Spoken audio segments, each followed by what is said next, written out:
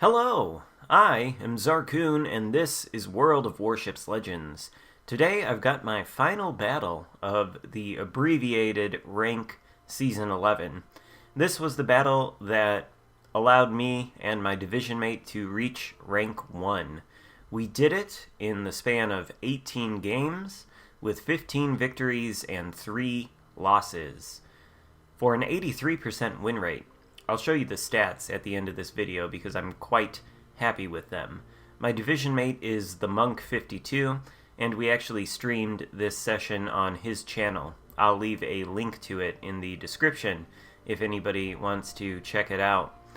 And it took us about 3 hours to complete this season, and we did very well. This was our last game, and it just so happens that it was my best game in the session in terms of damage, although I did do a lot of damage pretty consistently throughout the entire 18-game session. I think my average damage ended up being something like 83,000, which I regard as excellent. It means I was doing my job in the Warspite B here, which is a fantastic choice for a rank season featuring Tier 5 ships. If you are looking to go in a battleship, I would either choose the Warspite B or the West Virginia to do it. If you don't have those two premium ships, then I think the Queen Elizabeth would be the top choice for tech tree ships. In any case, I really do like this format of ranked. It takes place over 3 days. There are 7 ranks, all of which are irrevocable. So you never go back down after losses, you just lose stars, and your progress is stalled until you can win, essentially. I really like that. Sort of takes out the stress from the ranked game format, and I like the fact that the ships are so limited. There are only 5 of them on each team for a total of 10 ships per match, and I feel like that really gives a single ship on either side the opportunity to exert more influence on the match than they otherwise might be able to if there were more ships on each team, say like 7 or even, a full match of 9. I have noticed something, though, about this ranked season, and that is that teams like to sort of stick together in one cluster, and this is not a good idea. You can see that my team's deployment was unlike that initially. Unfortunately, our Fubuki died almost instantly inside of the Alpha Cap, so we are at a disadvantage, but most of the enemy forces are sort of concentrated in the middle of the map, and my team has taken up the flanks. And we are able to end the game for the Devonshire there with a devastating strike, and we've done 37,000 damage so far. So we're off to a pretty great start. Now the 2 Bayerns are pushing in. Monk, my division mate, was able to flip Charlie with absolutely no opposition. The Bayerns and that Devonshire, I think, were able to flip Bravo, and the enemy destroyer now no longer has competition from my destroyer, so I think he is going to flip Alpha. That's going to give this team a 2-cap advantage, but with some good decision-making on my part and Monk's part, as well as some help from the friendly Poltava, or rather Prince Eitel Friedrich. Poltava's tier 6, I don't know why I said that. The Prince Eitel Friedrich is sailing back to the east across the map. He's going to get into Bravo and get behind these Bayerns. I've got these guys broadside. They're pushing in hard to Monk, and so long as I maintain an angle, I should be able to mitigate the worst of the damage they send at me. They do have 15-inch guns, so they can overmatch my bow armor, but I also have 15-inch guns, and they hit really hard. As they went around that island, I was able to turn so I could get all my guns on target, do a little bit more damage to this first Bayern out here, and we've got him down to a pretty good level. We see some shells coming in from the Prince Eitel Friedrich. The Bayerns are now inside of Charlie, But with myself, the monk, and the Prince Idol Friedrich shooting at them, they're probably not going to be able to take it. My goal here is to do as much damage as possible without dying. Ideally take down these Bayerns. This one's giving me broadside, the other one is not, so I do switch fire to him in order to maximize the potential amount of damage I can do. More torpedoes coming in from the monk. Unfortunately, these torpedoes are not on target. Hopefully he'll be able to dial it in here soon with his next salvo. There it goes, and I think this one is going to be right on the money. Firing at the low health Bayern now. Unfortunately, RNG says we're not allowed to have good dispersion. So this Bayern turn in a little bit more. Maybe we can penetrate his armor a little bit more easily. That time we do get a good chunk off of him. Friedrich is moving in now. He's captured the attention of both of these Bayerns, but Monk takes one of them out with a torpedo, and the Charlie cap is safe. The Prince Idol Friedrich also is in the Bravo cap, which at the very least is going to stop the red team from accruing points from it, and effectively means that even though the red team does technically hold Alpha and Bravo, they're only receiving points from Alpha, and that means we're sort of even. We're receiving points from the Charlie cap, Reds are receiving points from Alpha. One cap each, nobody getting points from Bravo. So sometimes even getting on the caps like that Prince Idol Friedrich is a scoring play, in the sense that it prevents the enemies from accruing points. Then if you can take down one of the enemies, say this Bayern here, and then flip this cap, all of a sudden you got a points lead. I think this Prince Eitel Friedrich is going to play this actually quite well. Initially I thought these two ships were going for the ram. Unfortunately it does cause him to get off of the Bravo cap, so now the enemies are going to accrue points from it.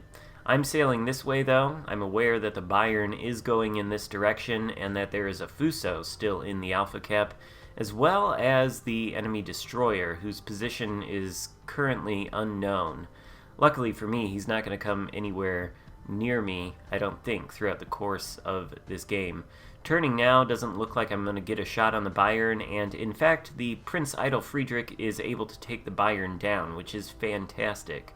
So now I can just worry about the Fuso, who does not have 15-inch guns and therefore is not capable of overmatching my bow, which means I should be fairly tanky to the Fuso. Now in ranked, I really wouldn't take out any battleship without overmatch potential at the tier, and that means in tier 5 I would go for something with 15-inch guns or 16-inch guns. My first choices would be either the Warspite here or the West Virginia. Of course, if you don't have those, then I would recommend the Queen Elizabeth first and then the Bayern. Reason why? They have 15-inch guns. And pretty much every battleship at this tier has 25 or 26 millimeter bow armor, and that can be overmatched by 15-inch guns. I think you want that overmatch potential going into ranked, and you don't want something like the Fuso, which does not have overmatch potential versus other battleships. It makes a huge difference.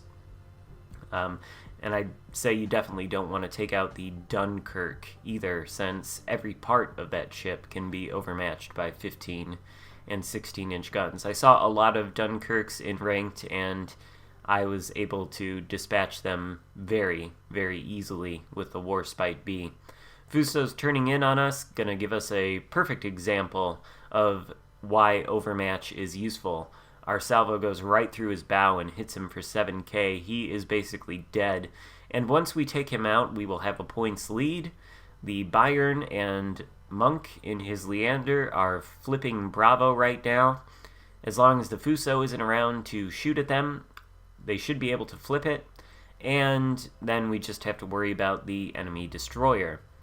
This salvo finishes off the Fuso for our second kill of the match. We've done 133,000 damage, which I think is absolutely fantastic given the low number of enemy ships. We've also gotten the high caliber medal, and I'm very happy to say that I'm pretty sure I got the high caliber medal in 17 out of the 18 games that I played this season, which tells me that I was doing my job in the Warspite B correctly. And happily enough, the enemy Fubuki is evidently not in a position to try to torpedo me. Instead, he is trying to torpedo the monk, which obviously isn't going to work out well for him. The monk is in the Leander, which is a cruiser, so quite maneuverable, and it has the sonar. The only question is, where is the Fubuki at? And there he is, actually. He does get spotted momentarily for some reason before he deploys smoke to disengage. Takes a nasty hit from the monk. We saw him turning toward the western side of the map. Now he's unspotted. I'm switching to the high explosive in anticipation that I might be able to shoot at him. And here is something I was telling Monk in our chat. So I'm spotted now, which indicates to me that the Fubuki is outside of the smokescreen, between the smokescreen and that island. And then I go dark, so I think the Fubuki is behind the island somewhere within those two grid squares. And I'm pinging the map so that the monk and the Prince Idol Friedrich, who are still alive, are both aware of that. And my theory will prove to be correct here soon as I get into the Alpha Cap and am spotted. That means the Fubuki has come around the island and he's somewhere close to where my guns are aiming. So, if you understand the spotting mechanics of this game, that can help you predict the positions of destroyers. And I was correct. There is the Fubuki. We don't even have to kill him in order to win this game. It's basically wrapped up here. And there we go. The final battle of the ranked season is over for myself and the monk. We reached ranked 1, and we had a good time doing it. So thank you, Monk, for divisioning with me. Hope you guys appreciated this video. Let me know how you guys are doing in ranked in the comments. There we get top of the leaderboard, 83% win rate, 87,000 average damage done in the Warspite B, and on the detailed stats page, average of 2,700 base XP, which I think is excellent. Hope you enjoyed the video. If so, give it a thumbs up, and I will see you next time. Goodbye.